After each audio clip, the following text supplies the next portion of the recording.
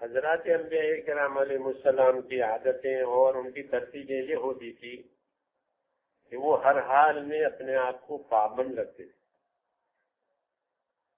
حالات دو قسم کے آتے ہیں زندگی میں، اچھے حالات بھی آتے ہیں، ناگوار حالات بھی آتے ہیں. جیسے اندھیرا بھی ہوتا ہے، اجالا بھی ہوتا ہے، رات بھی ہوتی ہے، دن بھی ہوتے ہیں. عالم میں یہ دونوں حالات چلتے ہیں انسانوں پر. یقلب اللہ اللیل والنہار، اللہ رات اور دن کو پلٹتے ہیں. جیسا رات اور دن پلٹتے ہیں، حالات بھی پلٹتے ہیں. دو قسم کے حالات، ناگوار حالات آتے ہیں اور خوشگوار حالات بھی آتے ہیں. پیغمبر جو اللہ تعالیٰ کے ہوتے ہیں وہ دونوں حالات کے رہبر ہوتے ہیں. دونوں حالات میں وہ رہبری کرتے ہیں. ناگوار حالات آئے ہیں تو کیا کریں گے؟ تو وہ ناگوار حالات میں حکموں پر جمنے کی تلقین کرتے ہیں کہ حکم پر جمو. یہ ناگوار حالات ہیں مگر حکموں پر جمو. جب جمو گے تو اللہ تعالیٰ کی مدد آئے گی. بنی اسرائیل نے موسیٰ علیہ السلام سے شکایت کی کہ ہم بہت پریشان ہیں، آپ کی دادا جاری نے آپ پر ایمان لائے ہیں تو وہ ذمہ داری ہمارے اوپر ہے. ادھر سے فرعون کی حکومت ظلم کرتی ہے تو ہم بہت پریشان ہیں. دونوں طرف یہ بھی ذمہ داری ہے اور یہ کا ظلم بھی ہے. تو موسیٰ علیہ السلام نے فرمایا استعینوا باللہ واصبروا. یہ کہا استعینوا باللہ واصبروا ان الارض للہ یورثها من یشاء والعاقبۃ للمتقین. یہ ہدایت بھی ہے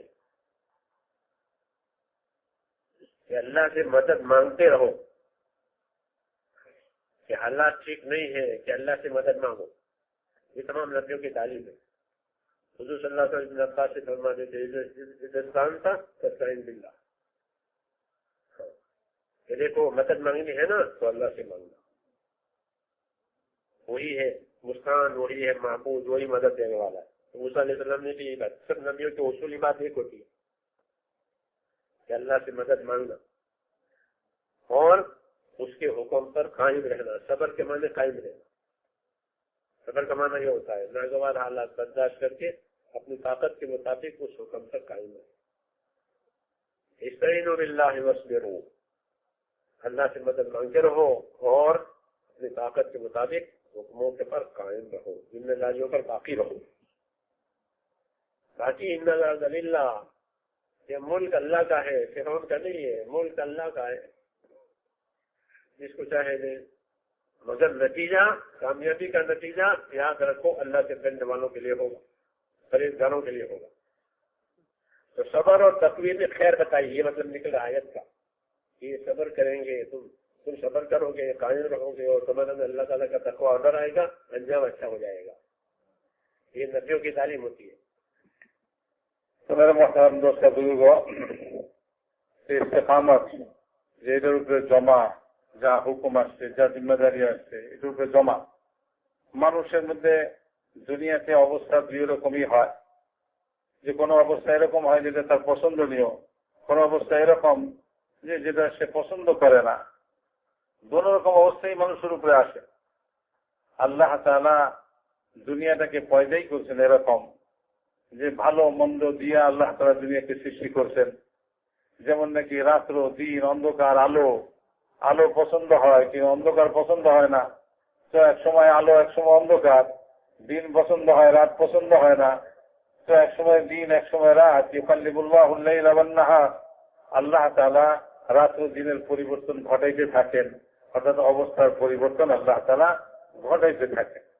তো যত নবী পয়গম্বর দুনিয়াতে আসছেন, এই সমস্ত নবী পয়গম্বররা দুনিয়াতে এই জন্যই আসছেন যাতে এই সর্বাবস্থার মধ্যে, চাই এটা ভালো অবস্থা হোক, চাই মন্দ অবস্থা হোক, পছন্দনীয় অবস্থা হোক, চাই অপছন্দনীয় অবস্থা হোক, সর্বাবস্থায় করণীয় কি হবে সেদিকে রাহবরি করার জন্য, রাস্তা দেখাইবার জন্য নবীদের আগমন ঘটে থাকে. যে মানুষ এই দুটো অবস্থার মধ্যে কি করবে, সে যেটা করার দ্বারা সে কামিয়াব হবে, যেটা করার দ্বারা সে সফল কাম হবে, তো ওই দিকে রাস্তা দেখাইবার জন্যই নবীরা দুনিয়াতে আসছে. যে মানুষের অবস্থা তো দোনো রকমই হবে, এই দোনো অবস্থায় সে কি করবে, তো যেটা করার দ্বারা সে কামিয়াব হবে, সে সফল কাম হবে। বনি ইসরাইল অত্যন্ত পেরেশান। একদিকে মুসা আলাইহিস সালাতু ওয়াস সালাম আল্লাহ পাকের তরফ থেকে হুকুম বাতাইতেছেন, জিম্মাদারি বাতাইতেছেন, তো ওইটার উপরে তাদেরকে চলতে হইতেছে। আবার আরেকদিকে ফেরাউন ফলে সে বাধা দিতেছে, জুলুম করতেছে। তো এইসব পেরেশানির অবস্থার মধ্যে বনি ইসরাইল মুসা আলাইহিস সালাতু ওয়াস সালামের কাছে হাজির হয়ে গেছে। আবার বলে যে তারা হাজির হয়ে তাদের পেরেশানির কথা বলতেছে যে এরকম পেরেশানির অবস্থা, তো আমরা কি করব?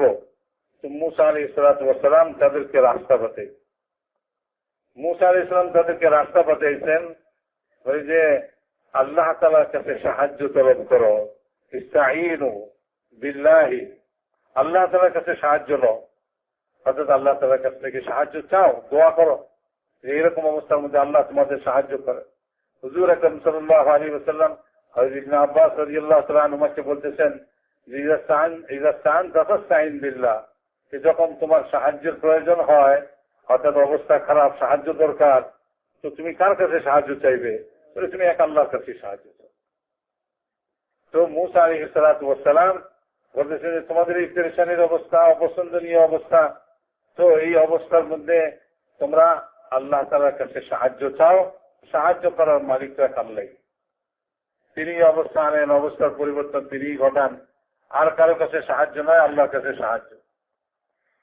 ইস্তাঈনু বিল্লাহি ওয়াসবিরু, আরেকটা কি বলে যে আল্লাহ তাআলা যে হুকুম তোমাদেরকে দিয়েছেন সেই হুকুমের উপরে মজবুত থাকো, জমে থাকো, আল্লাহর কাছে সাহায্য তলব করো। আর হলো যে জিম্মাদারি, যে হুকুম তোমাদের উপরে আসছে, বলে এইটার উপরে তোমরা মজবুত থাকো, এটার উপরে তোমরা জমে থাকো। বাকি জমিন এটার রাজত্ব আল্লাহ তাআলা, আল্লাহ তাআলা যাকে ইচ্ছা তাকে, ফেরাউনকে দিছে, তোমাদেরকে দিবে, যাকে ইচ্ছা তাকে দিবে। তো জমিন আল্লাহ তাআলা যাকে ইচ্ছা তাকে দিয়ে দেন, জমিনের মালিকানা। ইন্নাল আরদা লিল্লাহি ইউরিসুহা মান ইয়াশা, বলে এই জমিনের মালিক আল্লাহ তাআলা, যাকে ইচ্ছা আল্লাহ তাআলা এটার মালিক বানায় দেন। তো এই জমিন পাওয়া না পাওয়া, এই জমিনের রাজত্ব পাওয়া না পাওয়া, এদের উপরে কিছুই নির্ভর করে না, বরং পরিণাম, ভালো পরিণাম তো যারা আল্লাহকে ভয় করে চলবে তাদের জন্য, তাকওয়া ইখতিয়ার করবে, পরহেজগারি ইখতিয়ার করবে, তো তাদের জন্যই হলো ভালো পরিণাম, পরিণতি। তো কাজেই দুই জিনিস তোমরা ইখতিয়ার করো, একটা হলো সবর ইখতিয়ার করো, আর আরেকটা হলো তাকওয়া ইখতিয়ার করো। আল্লাহ তাআলার হুকুমের উপরে জমো, আর আল্লাহকে ভয় করো, আল্লাহকে ভয় করো। আল্লাহ তাআলাকে ভয় করে আল্লাহ তাআলার হুকুম যেগুলি নিষেধ করেছেন আল্লাহ তাআলা, সেগুলি থেকে তোমরা বিরত থাকো, পরহেজ করো। তো মেরে মুহতারাম দোস্তা বুজুর্গ, নবীদের কাজ ছিল যে উম্মতকে তাদের বিভিন্ন রকমের হালাত, পেরেশানির হালাত, তাদের ভালো অবস্থা, তাদের মন্দ অবস্থা, তাদের পছন্দনীয় অবস্থা, অপছন্দনীয় অবস্থা, সর্বাবস্থায় তাদের কি করণীয় হবে সেদিকে রাস্তা দেখাইবার জন্যই নবীরা আসে। তো বলে যে সর্বাবস্থায় কি করণীয়, বলে যে ইস্তেকামত, জমতে হবে, যে জিম্মাদারি, যে হুকুম আল্লাহ তাআলার আসছে এইটার উপরে জমে থাকতে হবে, ইস্তেকামত হাসিল করতে